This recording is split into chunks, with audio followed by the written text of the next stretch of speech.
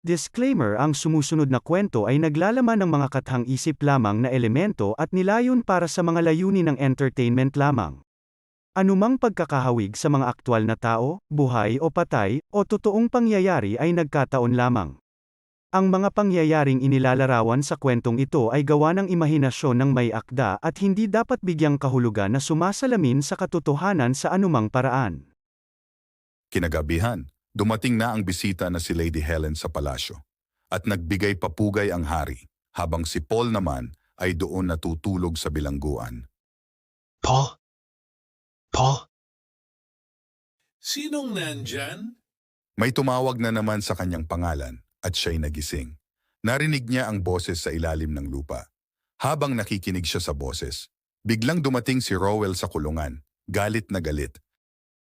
Paul, how dare you interfere with the prince's affairs? Hindi ko sinasadya. Ang swerte mo dahil nailabas kita dito. Huwag mo nang ulitin ang parehong pagkakamali. Salamat, Rowell. Hindi ko ito makakalimutan. Iyan ay isang maliit na presyo na babayaran. Pinarusahan si Paul ni Rowell. Pinagbabato siya sa mga bata na bulok na gulay. Aliw na aliw ang mga kabataan, at si Rowell nagtatawanan sila. Habang si Paul ay binabato, may lumapit sa kanyang babae. Nagpakilala, "Ako si Gwen, ang katulong ni Morgana." Nahanga si Gwen sa katapangan ni Paul nang nakipag-away siya sa prince, dahilan sa parating ng bully ang prince sa mga tauhan. Nang matapos na ang parosa ni Paul, naghapunan na sila sa loob ng bahay ni Rowell. Habang kumakain sila, humingi ng tawad si Paul kay Rowell. Sabi ni Rowell, "Sabi ng ina mo, ako ang magbabantay sa iyo." At tinanong ni Rowell si Paul kung may sinasabi ba ang mama niya tungkol sa kanyang kapangyarihan. Sabi ni Rowell, ang kapangyarihan ay matutunan ng maraming taon. Ang sayo ay elementong likas. Sagot ni Paul, "Wala pa ring silbi kung hindi magagamit." Sagot naman ni Rowell, "Hindi ko alam, Paul. Ang hari ay pinagbabawal ang kapangyarihan. 20 years na ang nakalipas. Ang gumamit ng mahika ay katapusan. Ginambala nito ang natural na kaayusan sa kaguluhan. Kaya ang hari nagpasya na sirain ang sinumang gumamit nito kahit pa ang dragon. Merong isang dragon na hindi niya pinatay. Tinago lang niya para maging halimbawa. Kinulong niya sa kuweba sa ilalim ng kastilyo, kung saan walang makakalaya nito. Matapos silang kumain, inutosan ni Rowell si Paul na maghanda sa preparasyon sa bisita ng hari, nakakanta para sa okasyon. Pumunta si Paul sa kwarto ng bisita. Dinalhan niya ito ng gamot para sa kanyang boses. Sa mesa may nakita siyang voodoo doll at isang lumang libro. Naabotan si Paul ng bisita ng hari.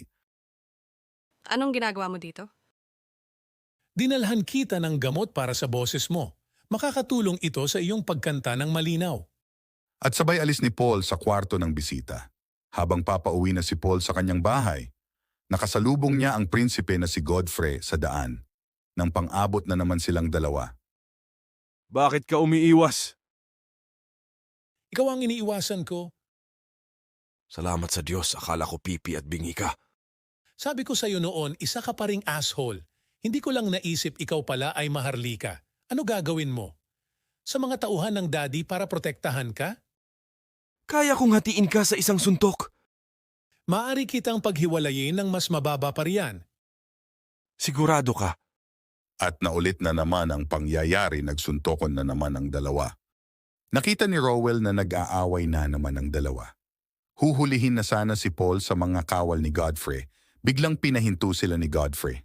At sinabihan siya ni Godfrey na, "Parang may kakaiba sa iyo, Paul. Hindi ko lang sigurado kung ano," sabi ni Godfrey. Pinagalitan na naman si Paul ni Rowell. Paano ka naging tanga? Kailangan siyang turuan ng leksyon. Ang mahika ay dapat pag-aralan, kabisado, at gamitin para sa kabutihan. Hindi para sa idiotic pranks. Anyo ang mayroon upang makabisado? Kaya kong gumalaw ng mga bagay na ganyan bago ako makapagsalita. Pagkatapos, sa ngayon, dapat alam mo na kung paano kontrolin ang iyong sarili. Ayoko.